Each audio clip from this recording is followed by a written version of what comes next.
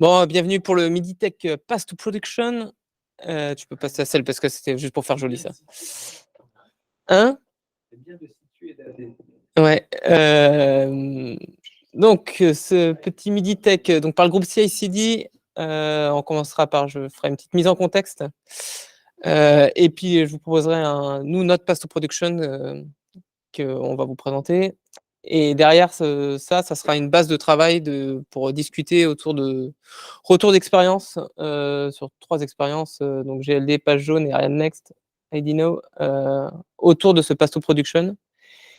Et puis on aura forcément des petits points de conclusion.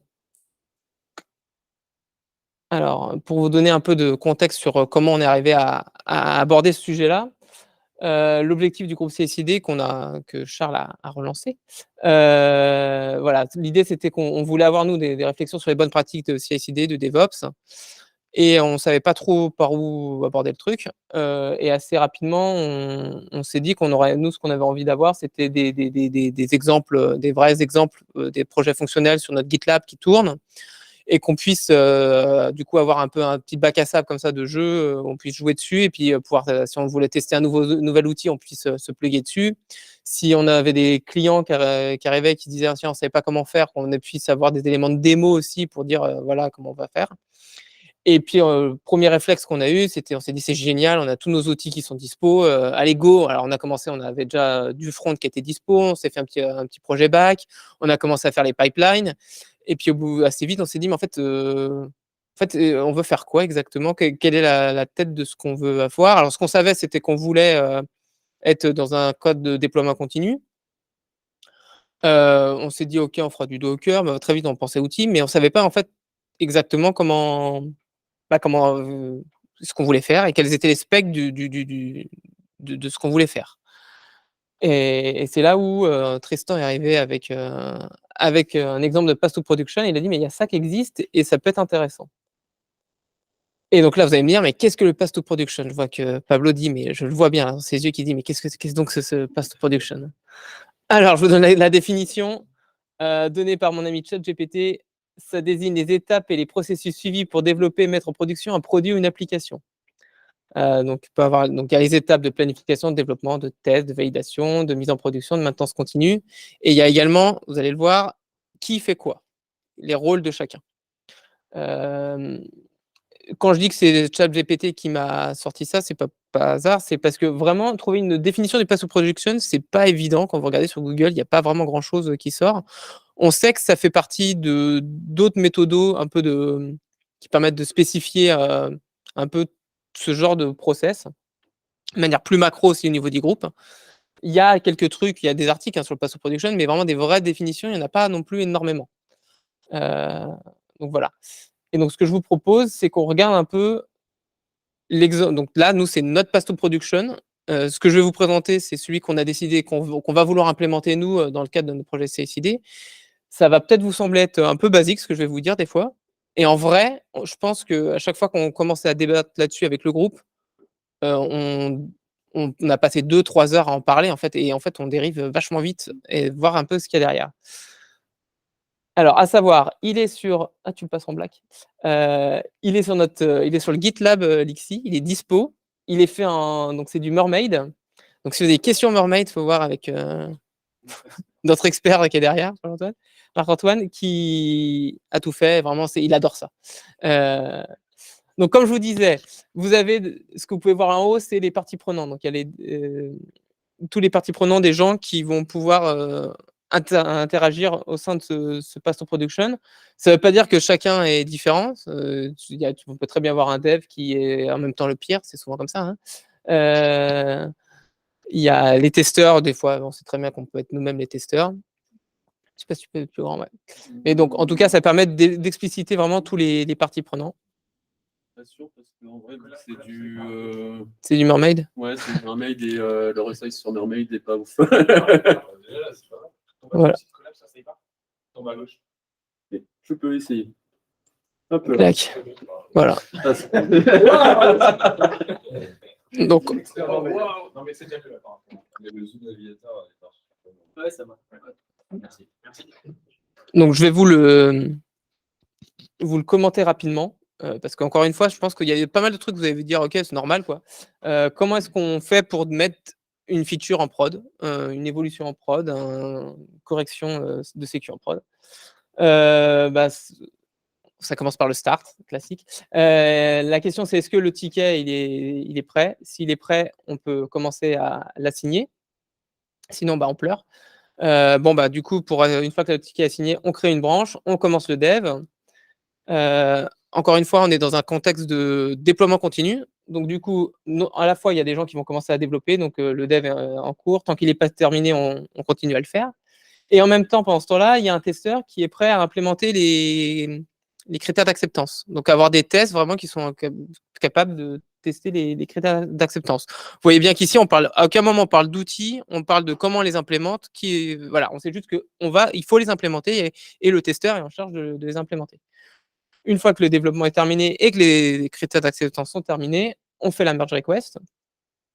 Donc là, nous, ce qu'on a décidé, c'est que pour pour que la merge request fonctionne, soit prête à être validée, il faut que ça compile, que nos tests unitaires passent, qu'on ait une vérification de qualité de code, donc classique, Sonar, souvent ce qu'on met là. Et puis aussi un outil de vérification des dépendances pour s'assurer que dans notre dev, on n'a pas introduit une nouvelle dépendance qui a une faille de sécurité, qui a des problématiques de licence, des choses comme ça.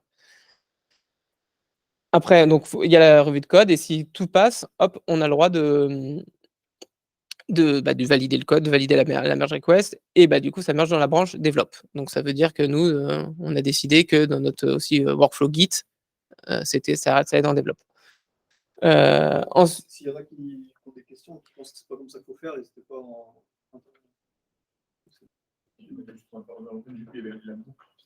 Ouais. Dans cette revue, il y a pas mal de boucles comme ça. Ouais. Pour remonter en arrière. C'est-à-dire que si le code review est KO, si ça pète parce qu'on a fait ça build pas, paf, bah, ça revient à démarrer. On est obligé de redémarrer le dev et à recommencer à recorriger. Sachant qu'à chaque fois, on se demande si on redémarre le dev, on se redemande toujours, bon, souvent il y a du dev à corriger, mais peut-être qu'aussi, en fait, il y avait peut-être un problème sur les critères d'acceptance qui étaient mal implémentés. Ça veut dire que les critères d'acceptance, ils font partie complète du process. Hop. Ensuite, bah, du coup, une fois que c'est OK, on va builder. Donc, on retrouve les mêmes étapes avec, faut que ça compile, faut qu'il y ait des tests unitaires, faut qu'il y ait la vérification de la qualité du code, les dépendances. Mais au moins, si c'est passé avant, on est à peu près sûr qu'ici, ça passera. Ça permet de détecter les erreurs au plus tôt. Et puis, derrière, donc nous, on a décidé de passer en Docker. Donc, on build le mesh Docker, on la tag. Il y a un tag Git. Et si le build est OK, et bah, du coup, on est prêt à passer en phase de test. Donc, on démarre l'image qu'on souhaite tester. On fait les smoke tests, les tests on exécute les tests pour les critères d'acceptance. En plus là-dessus, il y a les tests manuels et les tests du PO. Et si tous les tests sont OK, à chaque fois, si c'est KO, on retourne sur la sign, hein. De toute façon, vous le voyez. Et si c'est OK, on part en pré-prod. Donc nous, on part du principe aussi qu'on a une pré-prod. Pour le démarrer, on refait les tests, les smoke tests, les tests d'acceptance. Et si ça c'est OK, ça part en prod. Et donc tout ça, ça se déploie, on refait encore, on démarre l'image, on fait les smoke tests en prod et c'est en prod. Donc tout ça, c'est aussi l'idée, c'est que tout ça, c'est automatique, quoi. C'est vraiment, on est en capacité de lancer, de mettre en prod, automatiquement et de mettre en prod rapidement. Donc ça, c'est notre vision de notre pasto production, de ce qu'on va nous vouloir mettre en place sur nos outils à nous. Il y a des partis pris qu'on se rend. Là, quand je le dis comme ça, je pense qu'il y en a beaucoup qui disent oui, bah normal quoi. Mais il y a quand même des partis pris, c'est-à-dire qu'on, comme je disais, on a un guide flow derrière, qui se base sur la branche développe. C'est-à-dire qu'elle est là, moi. Il y a, ça veut dire qu'on a forcément un environnement de pré-prod, ça veut dire qu'on a, voilà. Et, et donc c'est un fonctionnement on pense être à peu près à l'image de la réalité, mais forcément, d'un contexte à l'autre, tout ça, ça peut évoluer. Ouais.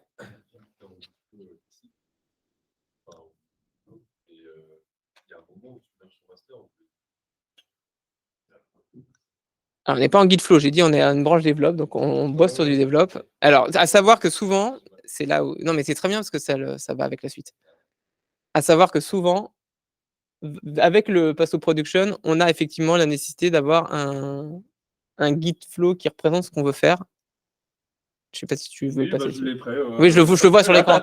Voilà. Et donc, il va avec, effectivement. Il est juste à côté.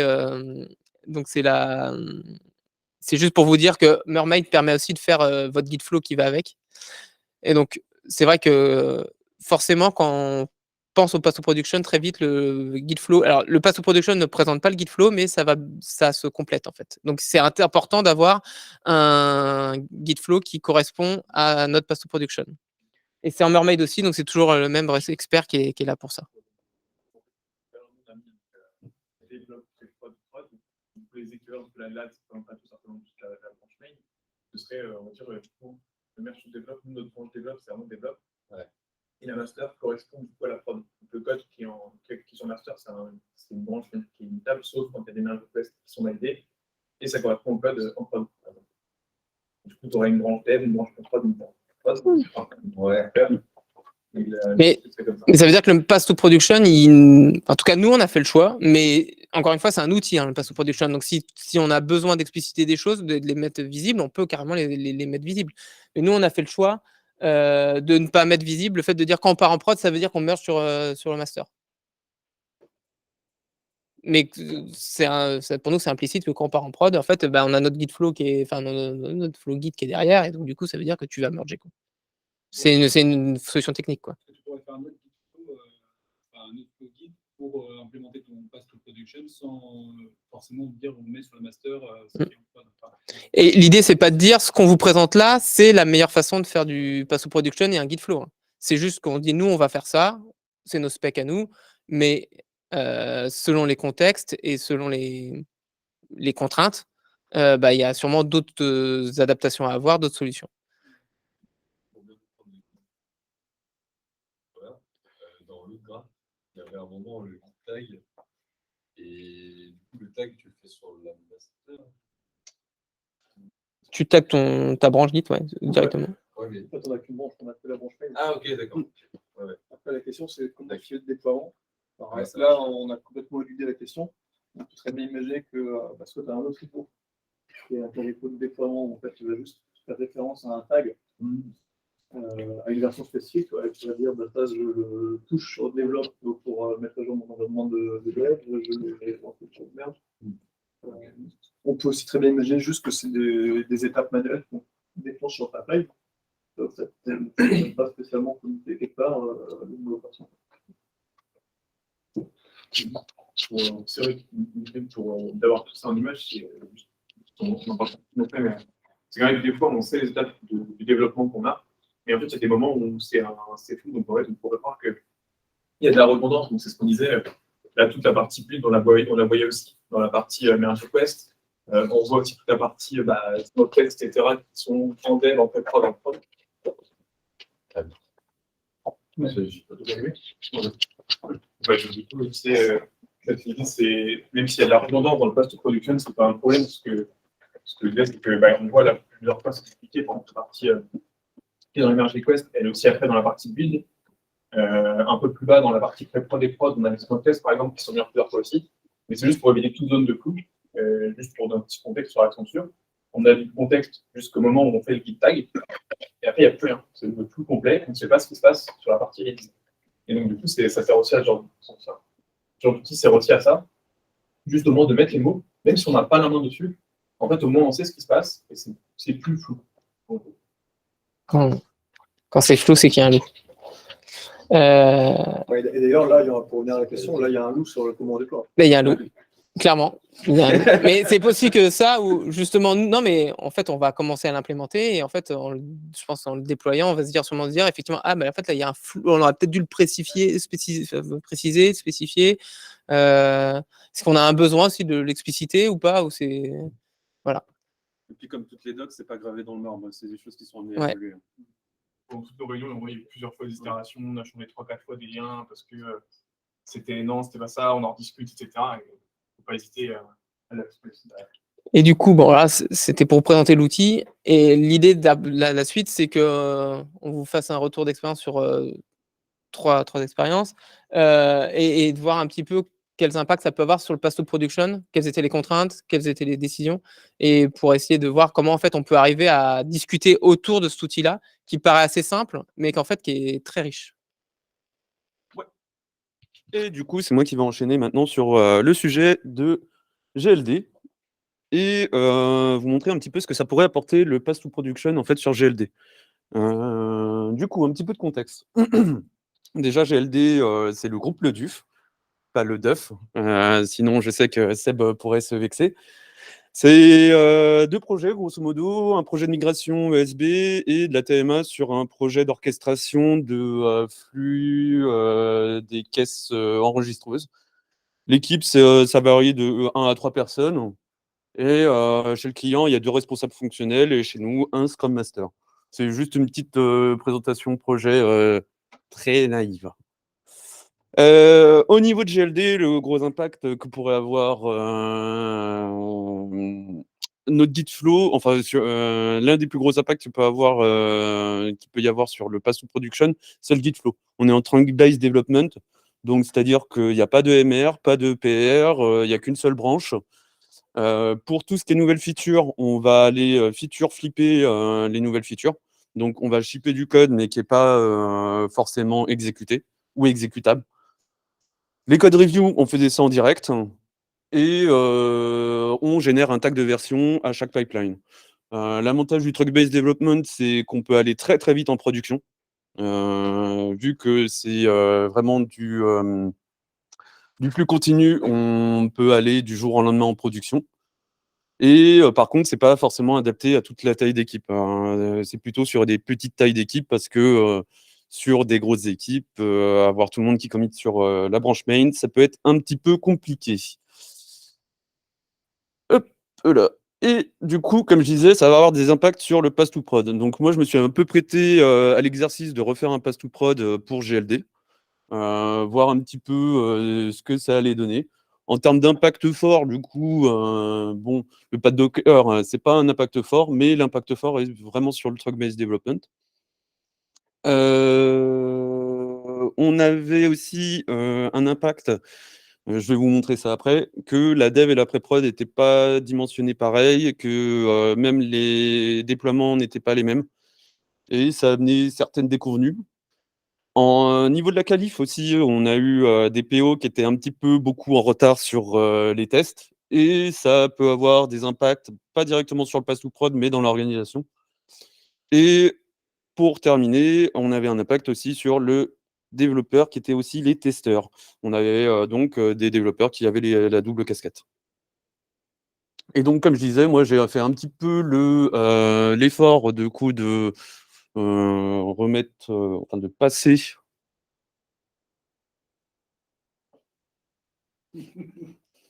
De repasser du coup sur le GLD pour voir un petit peu quels auraient pu être les impacts sur le pass to prod.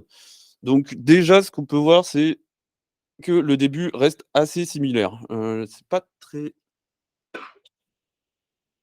je pourrais pas vous faire beaucoup mieux que ça. Bon, le départ est assez similaire. On va démarrer avec est-ce que on a un ticket qui est ready, est-ce que oui ou non, on l'assigne. Et c'est là que vient arriver notre trunk-based development. C'est que du coup, on n'a pas de branche, donc on ne crée pas de branche. On pull directement le main.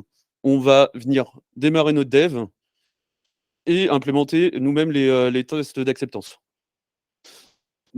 Par rapport à ce qu'on a là, on voit que la boucle ici, elle est plus loin en fait. J'ai mis ça, j'ai symbolisé ça comme ça, mais la boucle, elle est beaucoup plus loin. On a une boucle de feedback qui arrive vraiment après le développement et ça peut être ennuyeux. Au niveau du coup du build, on déployait directement, donc on compile, on vient faire les tests unitaires et on déploie du coup en dev. Et c'est là qu'on va venir faire. C'est quoi tes deux briques vertes là, qui sont sur ton écran? Ici? Ouais. Finish development et push to main. Et Là, t'as pas de review, là. Non, pas encore, non. Justement, c'est là où j'allais y venir. C'est que la review, en fait, elle arrive tardivement, elle arrive là. Après qu'on a déployé en dev, après que, enfin, en même temps, en théorie, que la pipeline se lance. Pareil, les tests manuels, du coup, faits par les devs, arrivent aussi avant le code review. Et donc, le code review va venir review à la fois les devs, mais aussi le déploiement et finalement un petit peu de fonctionnel. Savoir si notre service se lance. Ouah, magique. Merci Alex. Donc ouais, la code review fait que le circuit est beaucoup plus long pour revenir sur du dev. Et pourquoi tu la mets là, ta code review? Bah, plutôt pour pas Pourquoi je la mets là? Bonne question. Plus pour des raisons pratiques, en fait. On aurait pu la mettre finalement avant le push to main, mais ça ralentissait beaucoup les devs. Et pour le côté lire en désynchro ou lire en fait les commits, c'est beaucoup plus facile de le faire sur GitLab en fait. Et vu qu'on n'a pas de branche, finalement, tu te retrouves à quand même pusher tes commits et on vient faire la relecture finalement sur les commits. Et vous avez jamais eu de moment où tu pushes et ça file pas bien, ou les tests étaient Si, faits? mais si ça casse, au niveau de la branche, si elle casse, bah, faut refixer assez vite. Après, comme je disais, c'est. Ouais, voilà, c'est ça. Vu que c'est des équipes assez réduites, ça passe comme ça, quoi. la concurrence de commit, par exemple, deux personnes committent une feature différente en même temps, enfin, ou presque. S'il y en a une des deux qui détecte build, ça bloque les deux futurs. Ouais, mais c'est vrai que ça, j'ai pas trop contextualisé là-dessus. En fait, sur GLD, donc c'est un projet de USB, et ça va être des flux assez séparés. Il y a très peu d'interdépendance en fait entre les différents devs qu'on va faire. C'est un nouveau flux, ça va être concrètement des nouvelles classes. Il y a très peu d'impact en fait sur l'existant. C'est le même projet. Donc à partir de là, si tu commits sur le même projet, sur la main du même projet, si un des deux pète la main, bah, Ah bah oui, par contre, oui. t'es marron Ouais. pour les deux. Oui. Et la chose qui est en plus c'est impactante, c'est que, comme je disais au tout début, on va pouvoir shipper aussi du coup du code et qui va pas être forcément testé par la QA. C'est le fait qu'on va pusher directement sur la main et que la code review peut arriver beaucoup plus tard. Et il peut avoir du code qui peut être emporté en prod, mais ce test est logiquement couvert par du feature flipping. Je continue. Autre différence, du coup, comme je disais, c'était sur la partie déploiement, on n'a pas de Docker. Donc, au final, la partie déploiement se retrouve très réduite. On a juste un deploy en pré-prod. On a plus les Docker image build, les Docker image tag. Donc tu choisis pas, tu déploies la dernière version. Ouais. Ouais. C'est vraiment, comme je disais, en plus, à chaque pipeline, on a une version qui est faite. Qui est potentiellement, du coup, on peut la déployer potentiellement en prod. Et la petite subtilité, c'est qu'on avait aussi des tests manuels à faire en pré-prod. Donc voilà un petit peu déjà pour la visu GLD. Donc finalement, pas mal d'écart. Hein. Et pour recoller à ce qui est fait, enfin ce que nous, on propose, il y aurait quand même pas mal de petites modifications à faire. Surtout... J'allais y venir.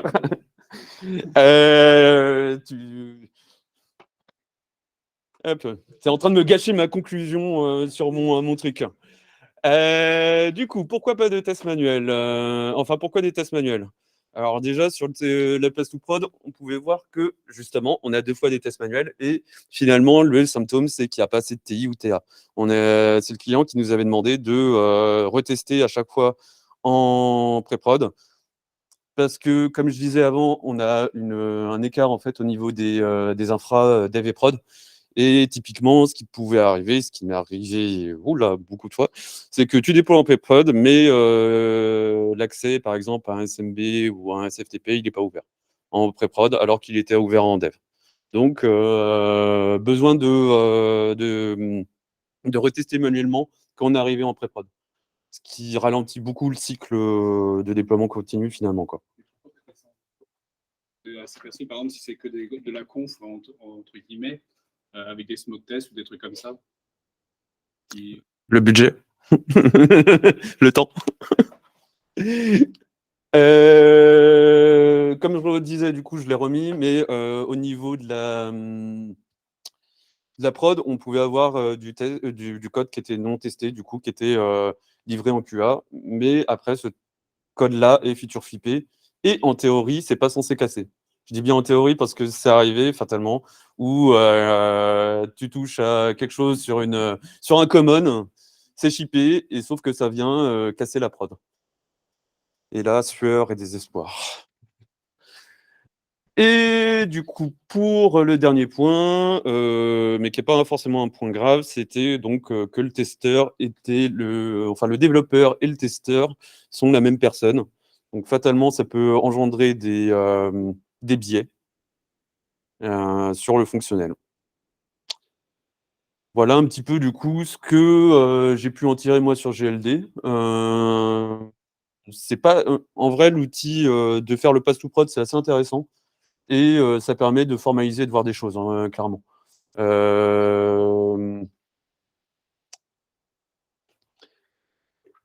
Et voilà pour moi, en fait. Je pense que j'en ai fini sur ma petite partie sur GLD. Et juste, si tu pouvais refaire le projet et changer des trucs, là, Moi, je mettrais plus de thèse d'intégration NTA, ouais.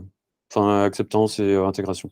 Parce que clairement, on voit que c'est pour moi la partie où finalement, le fait de tester une deuxième fois déjà en pré-prod, c'est un peu redondant à mon sens. Et ça sécurise pas non plus en fait les déploiements, quoi. De refaire des tests à la mano, c'est pas très sécurisant, quoi. Le trunk base, je le remettrais peut-être en cause aussi. Après, à voir. Sur une petite équipe, le trunk base est intéressant, mais il y a des choses où je suis un peu sceptique encore a posteriori. Voilà, voilà. D'autres questions? On enchaîne sur Ariane. Non, c'est pas jaune. J'aurais pu faire Iron Next, mais je vais faire page jaune. Alors, page jaune, je vais mettre un peu de contexte quand même pour ceux qui connaissent pas, enfin, connaissent page jaune forcément le site, mais qui connaissent pas comment ils sont organisés au sein de page jaune. Donc, c'est des futurs teams. Donc, chaque équipe a la responsabilité métier d'un silo métier. Et donc, il y a un PO, un SM, un tech lead, 3 devs et un QA à peu près. Ça peut varier un peu, hein, mais c'est à peu près ça l'idée. Donc, c'est une architecture microservice, donc une cinquantaine de microservices. Après, c'était en 2016, hein, parce que ça a changé entre-temps, hein, pour en avoir discuté avec eux. Mais voilà, c'est toujours du microservice. Donc, à l'époque, c'était de l'auto-hébergement. Donc, ils avaient 2 sites physiques, dont les 2 étaient à Rennes, mais un dans les locaux de Page Jaune. Donc, ils hébergeaient leur solution. Donc, je vais faire pareil que mon collègue, de comparer ce qu'on faisait chez Page Jaune par rapport au Pass Production qu'on a présenté. Donc, à droite, vous trouvez le Pass Production qu'on a présenté. Donc, comme dit par Thomas, on faisait une création de branche pour chaque fonctionnalité. Donc, on crée une branche sur les N microservices. Hein. S'il fallait impacter 10 microservices, on faisait la même branche sur les 10. Donc, on partait de la développe, on tirait notre branche. Et donc, il y avait la phase de dev, de TUIT, qui était fait par le développeur, hein, il gérait.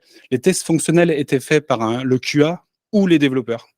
En fait, le QA rédigeait les tests à faire dans un outil. On avait un outil à côté, Polarion, qui gérait les exigences et les tests, les tests écrits par rapport aux exigences. Ça, c'était le QA qui le faisait. Enfin, le QA faisait les tests et les exigences étaient faites par le PO.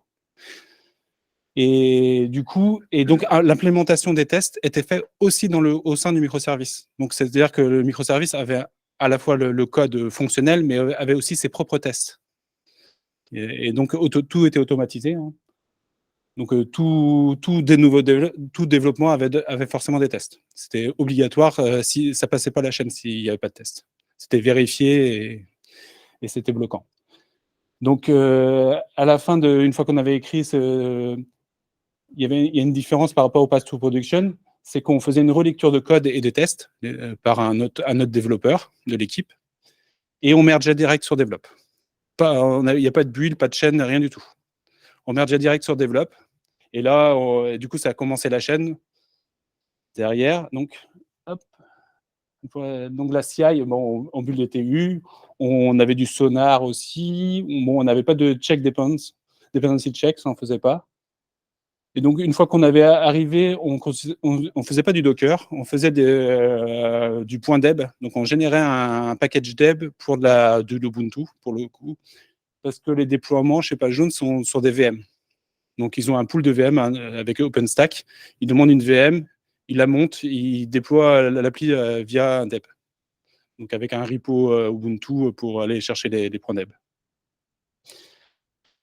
Donc, déploiement. Donc, la chaîne, une fois qu'on avait passé CTU, il y avait, après la création du point deb, on déployait sur 2 environnements. Donc, un environnement de test end-to-end pour tester le microservice et lancer ses tests du microservice, les siens. C'est important, hein, les siens. Et une plateforme de perf pour voir est-ce que le microservice n'a pas dégradé ses propres perfs. Donc, c'est pareil. Et en fait, c'est pas des perfs attendus, c'est juste pour regarder, en fait, par rapport au coup d'avant, enfin, au N coup d'avant, est-ce que je suis meilleur ou est-ce que je suis moins bon? Et si je suis vraiment moins bon, bah, il y a peut-être un problème. Et donc, soit les perfs, soit les tests end-to-end pouvaient faire péter le déploiement. Enfin, couper la chaîne. Et donc, si le module n'arrive pas au bout de la chaîne, bah, le module est rejeté. Et donc, il faut recorriger sur la développe pour essayer et retenter sa chance.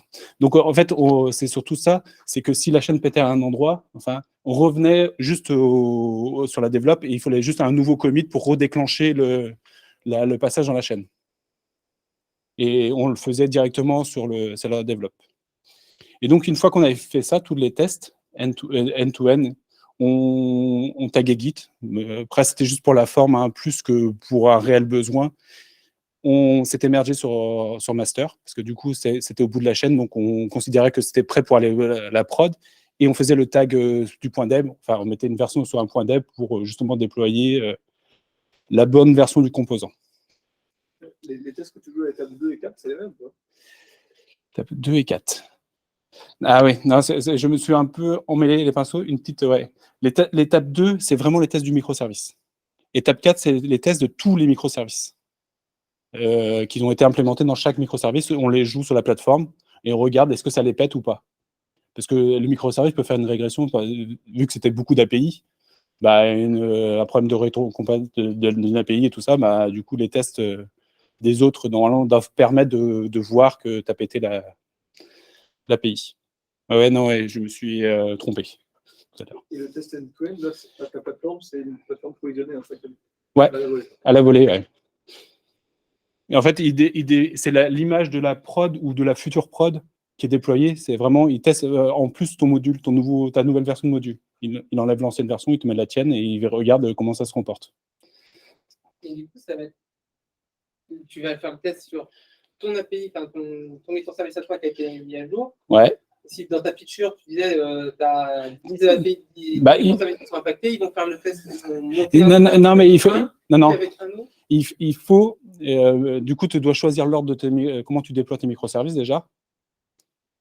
L'ordre peut avoir une importance, donc les microservices de bas niveau vers le front, forcément. Et donc, il faut que, par exemple, si tu as une dépendance avec une API en dessous, bah, il faut que tu déploies d'abord l'API en dessous. Donc, il faut que l'API d'en dessous soit arrivée jusqu'à la fin de la chaîne pour que tu puisses passer ton API qui est au-dessus avec la version de l'API d'en dessous en version N+1. Tu as un pilotage humain comme tu as. Ouais, Si, tout est automatisé. Ah non, bah oui, l'ordre de. Ah oui, l'ordre, bah, c'est le développeur qui committait sur la développe. Une fois que tu merges la développe, ça déclenche la chaîne. Donc. Il faut communiquer dans le Ouais, c'est ça. Et après, tu as un log qui s'activait pour dire. Ouais, c'est que l'étape 2, tout le monde, enfin là, les microservices se débrouillaient tout seuls. Sur l'étape 3, c'était vraiment une FIFO. Ça veut dire que dans l'étape là de test end-to-end et perf, tu rentrais dans une FIFO et tu étais dépilé dans l'ordre de ta FIFO. Pour déployer un par un, en fait, ils voulaient pouvoir dire, bah voilà, j'ai testé ce nouveau module-là avec la prod actuelle, enfin, ou la prod future, mais qui a été validée. Et ensuite, tu vois que ça c'est bon. Il pouvait mettre en prod. Quand j'y étais, il ne mettait pas en prod encore en direct. C'était vraiment, il y avait encore une petite étape manuelle. J'y reviens juste après, mais ouais, non, mais actuellement, ils vont en prod direct. Une fois que c'est fini, cette étape-là, c'est bon, c'est poussé en prod. Les tests sont validés, donc on considère que. Donc là, si tu en as un qui ne teste pas, tu bloques tout le monde. Bah non, parce que lui, il est rejeté et le suivant passe. Hein. Après, quelquefois, bah, du coup, tu peux avoir un impact parce que du coup, tu attendais que l'autre soit passé. Bah. Après, la FIFO, il pouvait la piloter malgré tout. Enfin, il fallait demander à quelqu'un. Il y avait certaines personnes qui pouvaient inverser voilà, les modules dans la FIFO. C'était de la magie. Et donc, le dernier, c'était le déploiement. Du coup, là, on avait passé toute la chaîne de continuous delivery. Et il y avait un déploiement ce qu'ils appelaient pré-prod. En fait, ils avaient trois instances de prod, enfin, tous les microservices sur 3 instances de prod différentes. Et donc, une des instances faisait office de pré-prod. Donc, ils mettaient sur une instance qui n'était pas dans le flux de prod, hein, qui ne recevait pas les requêtes de prod. Et ils disaient à la QA enfin, de faire des tests vite fait pour vérifier, bah, voilà, est-ce qu'il n'y a pas un gros truc, un gros loup sur la plateforme. Et une fois que c'était fait, bah, ils switchaient le flux de prod sur la pré-prod et qui devenait la nouvelle prod. Et une des anciennes prod passait en pré-prod et ainsi de suite. Ça, c'était vraiment, je trouve que c'est vraiment pas mal parce que au moins, tu as la plateforme dimensionnée, tu as la plateforme de bon comportement. Oui, elle est forcément un jour. Parce qu'en plus, dans des cas où ils n'avaient pas besoin de la pré-prod, parce que comme ils faisaient à peu près, quand j'y étais à la fin, et on faisait une mise en prod, 2-3 mises en prod par semaine. Donc, de toute façon, la pré-prod était la prod, de toute façon, parce qu'une fois qu'ils avaient passé le flux de prod sur la pré-prod, les autres étaient passés en version prod. Hein, direct, le cycle d'après, c'est de passer les deux autres en version prod et en mettre deux instances en prod en même temps. Enfin, ils voulaient au moins, à minima 2, ils pouvaient mettre les 3. Au cas où qu'il y a une des deux de prod. Ouais. Parce que, comme je disais tout à l'heure, du coup, il y avait 3 instances de prod, mais ils étaient sur 2 sites physiques différents. Donc, en plus, il y avait la redondance des sites physiques et la redondance, et ils étaient capables, avec une seule, de tenir la prod, hein, la charge de prod. Même s'il y avait des millions de requêtes, une était capable largement de tenir. Donc, il y avait quand même pas mal de différences. Mais après, bon, voilà, on avait fait ça, enfin, ils avaient fait ces choix-là, mais je trouvais que c'était quand même intéressant. Enfin, et toujours, ça fonctionnait. Enfin, on y arrivait, même si ça a été dur, hein, ça a été 2 ans de migration. Parce ça, je ne vous l'ai pas dit, mais il faut savoir qu'avant Page Jaune, c'était une mise en prod tous les 4 mois. On faisait une grosse version, hein, tous les 4 mois, il y avait une mise en prod. Et après, il y avait 2 ou 3 hotfix derrière, mais c'était tout. Et ce que le marketing voulait, c'est pouvoir mettre vite des fonctionnalités en prod. Donc, l'idée, c'était d'accélérer la vitesse de mise en prod. Donc, raccourcir le temps entre eux qui aient pensé le truc et que ça passe en dev, quelquefois, il y avait 6 mois, grosso modo. Petite question, juste sur les données. Comment c'est développé pour anonymiser les données? Non, oui, vu que c'est des données publiques, il n'y a pas besoin d'anonymiser. Non, même en test, ça, j'avais pas dit, c'est les données de test étaient de la donnée de prod. On avait les vrais flux de prod en test. Et non, c'était vraiment un avantage parce que même les tests auto, tous les tests auto étaient dynamiques. C'est-à-dire qu'il n'y avait jamais de données figées en dur dans le code. Hein. Tout test auto était en dynamique. On avait un ES qui allait chercher les données de façon dynamique. On disait, on va essayer de donner comme ça, comme ça, comme ça. L'ES allait le chercher, il nous disait, bah voilà. Et après, nous, on faisait notre test en fonction de la donnée qui nous remontait. Et on pouvait avoir des infos et recouper. Par exemple, si l'ES il nous dit qu'il y a ça dans la donnée, on peut les vérifier après dans le test. Voilà, l'écran a bien affiché ça ou l'API a bien remonté cette donnée-là comme ça. Après, ils pouvaient faire ça aussi parce que leurs données étaient statiques. Enfin, grosso modo, il n'y a pas de la prod, tu n'écris pas jamais en prod des données. C'est la donnée vient d'ailleurs, donc c'est un autre flux, donc ce qui te permettait de pouvoir gérer. De version de base. Non, il y avait très peu de bases. Et non, il changeait pas beaucoup. Le schéma ne changeait pas beaucoup, ouais. Parce qu'ils avaient une des bases où c'était juste un index, une colonne index, une colonne blob, et c'était un XML dans le blob. Donc parce qu'il n'y a pas besoin parce qu'on avait un moteur de recherche pour chercher, donc on n'avait pas besoin on a juste besoin d'avoir la donnée structurée, c'est tout. On s'en foutait, on n'a pas besoin de base spécifiquement. Donc. Si le XML change, tu peux plus avancer. Ouais, après les parseurs étaient comme on changeait le parseur et il fallait pas que ça soit non rétrocompatible, mais à part ça. C'était plus ce fonctionnement-là était plus historique parce que c'était déjà dans le legacy, c'était déjà comme ça et ça avait été gardé. Voilà pour moi. Je sais pas si vous avez d'autres questions. On va passer à Ariane Next et Dino. Et Tristan. Donc on va finir avec Ariane Next, et donc le projet IMP.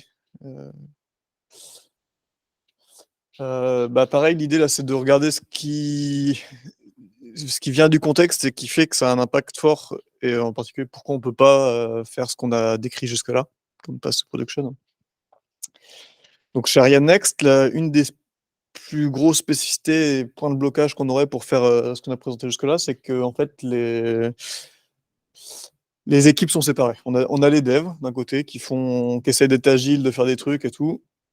Et après l'équipe de dev, il y a l'équipe de test qui est complètement séparée, qui parle le moins possible aux devs. Pardon, j'exagère un peu, mais c'est l'idée. Et à côté de l'équipe de test, il y a l'équipe de prod. Et là, c'est vraiment le truc à l'ancienne. Ça veut dire que quand on met, grosso modo, l'équipe de prod va dire que ça marche pas, c'est que les devs ont fait de la merde. Et réciproquement. Donc c'est ça, pour mettre en place du déploiement continu, c'est impossible. Et il y a, ce qui découle de ça, c'est que l'organisation des projets, c'est du cycle en V. Enfin, c'est-à-dire que c'est agile tout le temps du dev, puis après, bim, on se prend un gros cycle en V, puisque il faut que ce soit testé et il faut que ce soit déployé. Okay. Alors ça, dans plein de projets que vous faites ou que vous ferez, il y aura encore ça. Hein. C'est pour ça que c'est bien gentil de faire des pipelines de déploiement continu, mais il y a plein de contextes où ça pourra de toute façon pas être mis en place. Et ce que je vais vous expliquer après, c'est plutôt que de faire semblant qu'on peut le faire et de tout mettre en place et qu'en fait après ce soit bloqué et que les versions s'empilent, en fait non, il vaut mieux prendre ça en compte en vrai et essayer de faire un pass production qui prend ça en compte et qui marche quand même mieux, quoi. Pour info, chez Ariane Next, ils sont en train d'évoluer, donc c'est un peu ce que disait JF, où là, chez Page Jaune, il y a un moment, ils savaient plus faire que des mises en prod tous les 6 mois, là, ils sont en train d'aller vers ça, comme la décision qui a été prise, comme ça marchait pas bien, c'est de dire, en fait, on va plutôt faire ce qu'on appelle des release trains, donc c'est-à-dire on prépare plein de de versions et on met tout d'un coup. Donc là, autant dire qu'avec un truc comme ça, on s'éloigne encore plus du déploiement continu et ça va finir par un truc où, si t'as raté la MEB, la prochaine, c'est dans 6 mois, quoi, c'est en juin. La cible, c'est une par mois. Voilà. Alors, premier point qui va pas fonctionner, c'est ça. Hein. Là, on a dit, avec le déploiement continu, le truc qui est fondamental, c'est que pendant qu'on fait le dev, en fait, on écrit les tests et qu'on a toujours un jeu de test automatique dans lequel on a confiance. Parce que si on n'a pas confiance dans le jeu de test automatique, on va livrer de n'importe quoi. Donc ça marche très bien. Si vous avez les testeurs, ou au moins quelqu'un qui a un rôle de testeur dans l'équipe, qui travaille main dans la main avec les devs pendant le développement et qui, pendant que la feature est écrite, lui, il va écrire le test automatique qui permet de la tester, quoi. Donc ça, premier truc qui marche pas. Et le deuxième truc qui marche pas, c'était tout à l'heure où on disait qu'on avait un process non spécifié qui permettait de déployer automatiquement en pré-prod une fois que les tests étaient passés. Là, chez Anex, c'est no go. Une fois que les tests sont passés, en fait, on prend Confluence, on écrit ce qu'on appelle une fiche de mise en pré-prod. Et on espère que quelqu'un va et de Jira, et on espère que quelqu'un va le voir et faire quelque chose avec. Bon, là, je dis ça de manière un peu critique. On va dire que ça va parler de la mise en qualif. Oui. Dans un mail. C'est ça. On va mettre ça sur Slack. Tu peux le faire. Ah, moi, je suis pas le faire. Mais non, mais clairement, là, je suis méchant, mais mettre ça en place, enfin, automatiser ce genre de process dans des boîtes où il y a beaucoup de monde, beaucoup d'équipes de dev, c'est un énorme boulot, quoi. C'est un énorme boulot et ça coûte cher. Donc, naturellement, je pense que si des boîtes font rien pour ou décident pas, comme je sais pas, jaune, d'investir dessus, ça finit forcément sur un truc comme ça, quoi. Parce que c'est l'organisation naturelle, je pense. Donc ouais, donc nous, en fait, au lieu de faire ce qu'on faisait au début, donc c'est un peu ce qu'on pourrait appeler de la livraison continue, c'est-à-dire qu'on sait pas déployer la version, par contre on sait en livrer, donc on va en générer plein, et elles vont venir s'empiler les unes sur les autres. Bah en fait ça, on faisait ça, puis en fait on s'est rendu compte que c'était contre-productif, parce qu'en fait on savait jamais quelle version avait été testée, quelle version était partie en prod ou quoi, et même pour faire ensuite les release notes, parce qu'on avait besoin de communiquer sur ce qu'il y avait dans la version, bah, on était embêtés parce que on savait jamais trop de quelle version on passait. Donc en fait, on a adapté le flow Git en se disant, bah, en fait, nous, on a besoin d'avoir 3 releases, enfin 3 versions en parallèle. On a la version qui est en prod, donc là, sur mon schéma, c'est la 1.1. On a la main qu'on est en train de développer, et on va avoir la N+1, donc là, la 1.2, qui est la version qui est en cours de test. Donc en fait, là, sur mon schéma, qu'est-ce que ça fait? Donc ça veut dire que là, on est en train de stabiliser la version de test, donc la release 1.1. À un moment donné, on va la taguer, on va dire celle-ci, elle part en prod. On va merger sur main. Et celle-ci, on va la garder. On va la garder parce que s'il y a besoin de faire un hotfix, en fait, on va le faire directement là-dessus. Et ensuite, donc, on va être capable de faire du dev en utilisant des features branches. Donc, c'est ça, hein, mais ça change pas grand-chose ça, par rapport à tout faire sur le main. On est capable de faire du dev. Et au bout d'un moment, quand c'est la fin du sprint, ben, cette version-là, on va la brancher pour dire, bah voilà, ça c'est le début de ma version release 1.2. Et celle-ci, je vais l'envoyer en test. Voilà. Et donc ça nous a permis vraiment de clarifier quelle version est en cours de test, quelle version est en cours de dev et quelle version est en prod. Et comme ça, quand le testeur arrive et dit, bah voilà, il y a un bug, et ben on le. Alors ça, je savais plus. J'ai peut-être écrit une bêtise. J'ai considéré qu'on le corrigeait directement sur la version, sur la branche de release et qu'on le mergeait sur main. Voilà. Après, on a même poussé, ça c'était la après. Non. On a même poussé le bouchon en enlevant sur les branches, le nom des branches, des versions. Et donc maintenant, on a dev, RC pour la version qui est en cours de test. Aussi, ouais, d'accord. Et on n'a pas de branche pour la version de prod, on a juste le tag. Et quand on nous dit on a besoin de faire un hotfix, ben on leur dit il y a quelle version en prod. Enfin, moi, c'est la 1.1.2. On fait un 1.1.2, on tire une branche hotfix, c'est notre hotfix, on retag, et puis après, on remet le hotfix dans RC si on avait une RC en cours, ou directement dans deploy si on n'a pas de RC. Ça revient exactement au même, c'est juste qu'on a carrément enlevé les numéros de version dans les noms des branches. Voilà. Et après, c'est des noms génériques, comme ça. Et comme en plus, ils ont plusieurs plateformes maintenant, on a le même applicatif qui est livré en des versions différentes sur des plateformes différentes de prod. Bah, même si on a un tag en disant bah, c'est la 1.2, bah, c'est même pas forcément celle-là qui sera en prod. Ouais, donc ça, bah, ça marchait bien. Et ça nous a bien changé la vie, je dirais. Donc ouais, encore une fois, ça sert à rien d'essayer de faire un truc qui correspond pas, enfin qui est joli sur le post-production, sur les graphes et tout, et que ça correspond à ce que vous pensez qu'il faudrait faire, si ça marche pas avec le contexte du projet. Hein. Donc c'est vraiment le truc clé, je pense, de ce qu'il faut retenir aujourd'hui. Donc ouais, c'est ce que vient de dire Alex. Au lieu de générer des tags à chaque fois qu'il y avait une version, en fait, on les génère uniquement quand ça part en prod ou en qualif. Et le deuxième point, donc c'était sur ces histoires de tests là. Comment est-ce qu'on fait pour sachant que ouais, chez Arianext, en fait, on n'a pas accès directement à la plateforme de qualif, donc on n'est pas capable de tester dans un environnement déployé ce qu'on fait. Et c'est ce que disait Alex, c'est pénible de passer en qualif, il faut gérer la version, il faut envoyer un mail, il faut que quelqu'un le prenne, etc., etc. Donc en gros, si on avait attendu d'être déployé pour faire des tests, on va dire un peu end-to-end, bah, je pense que ça aurait jamais pu marcher, ce truc-là. Donc en fait, ce qu'on a fait, c'est qu'on a remonté ça, une partie des tests end-to-end, on les a remontés au moment du build, mais juste de ce service-là. Donc on a un mix de Cucumber et de Spring Boot test là, qui démarre en fait l'application dans un mode bouchonné. Donc c'est-à-dire que toutes les interfaces externes sont fermées. Par contre, on est quand même capable de faire des tests niveau métier, donc qui sont rédigés comme des critères d'acceptance métier, et qui testent tout ce qui est possible de tester en fait sans taper sur l'extérieur. Donc c'est une sorte de test d'intégration, mais fermé dans le contexte juste de notre service à nous.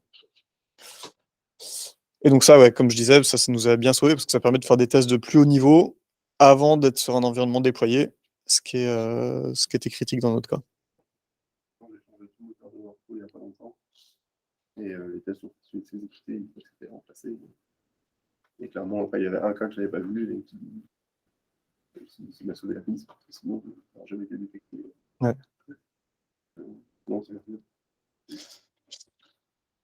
Voilà, est-ce que vous avez des commentaires, des questions? Tiens.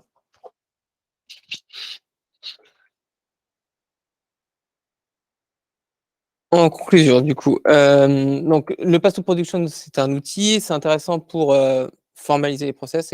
C'était le seul, enfin, on savait pas le faire nous, on savait pas quel outil utiliser pour justement formaliser ça. Donc, on peut le faire comme ça. Ça permet d'exposer des éventuels problèmes, c'est-à-dire qu'une fois qu'on l'écrit, en fait, on se dit tiens, c'est marrant. Typiquement, ce que disait Antoine, dire c'est marrant là, il y a un truc qui est pas dit ou c'est un fonctionnement qui est bizarre. Ça permet d'offrir un support de discussion et comme je le disais, nous, dès la discussion elle pouvait être très, très grande en fait. Ça permet vraiment de parler de beaucoup de choses. Là, il y avait trois expériences, mais c'est en version réduite, hein. C'est vraiment timeboxé parce que ça peut être très, très long. Ça permet de donner aussi un support de discussion aussi potentiellement avec le client pour dire, en fait, il y a ou même te dire: «Il y a un truc qui déconne là, il y a des moments ça marche pas» ou voilà, ça permet au moins d'échanger ensemble avec le client ou de dire: «Regardez là, on a fait ça, ça va pas, il y a un blocage à ce niveau-là, faudrait peut-être qu'on remette les tests en avant, qu'on fasse ça». Ça aide aussi pour les développeurs. Moi typiquement, si tu me fais venir sur GLD et que tu m'exposes, le trunk based development, je pense que ça m'aurait bien fait du bien d'avoir le pass to production avant, de me dire: «OK, en fait, c'est ça» et puis surtout nous, développeurs, très souvent, on se dit: «OK, je vais pousser, ça partira en prod, je sais pas trop comment, c'est flou», comme disait, Marc-Antoine. Au moins là, ça permet de dire: «OK, pour partir en production, il y a ça qui se passe derrière, il y a ça qui doit être testé, il y a tel autre intervenant». Et puis du coup, ça permet de savoir un peu quelles sont les responsabilités de chacun. Là-dessus. Comme je le disais au tout début, le template il est dispo sur sur le GitLab Lexi. C'est du Mermaid, donc du coup, on peut le modifier comme on veut. Donc libre à vous de le prendre et de l'adapter en fonction de votre projet à vous. Potentiellement l'utiliser après pour en parler avec le client si vous voyez qu'il y a des choses qui ne fonctionnent pas bien et du coup, de l'utiliser comme support, de discussion ou même pour les développeurs comme je le disais, quand ils arrivent et voilà, ça fait de la doc qui est une doc qu'on voit pas souvent en fait, et qui est un élément qui est quand même, intéressant. Si vous avez des questions encore, on a le temps, même si le repas est arrivé.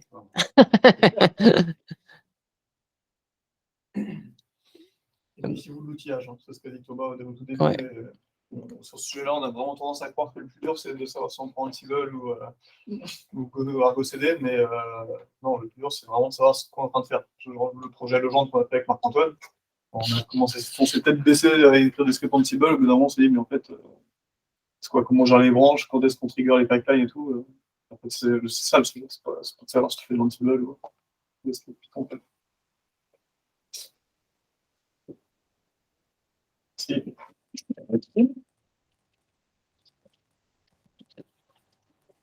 Et un petit merci à notre travailleur de l'ombre, Marc-Antoine.